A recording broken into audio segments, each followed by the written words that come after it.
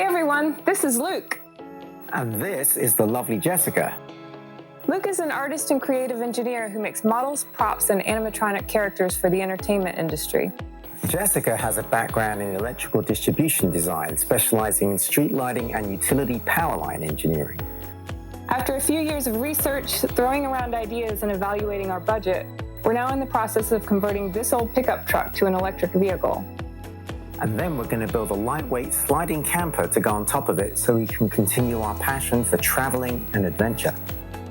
In addition to this, we'll be renovating our geodesic dome house into a themed Airbnb for when we eventually hit the road in our unique truck camper.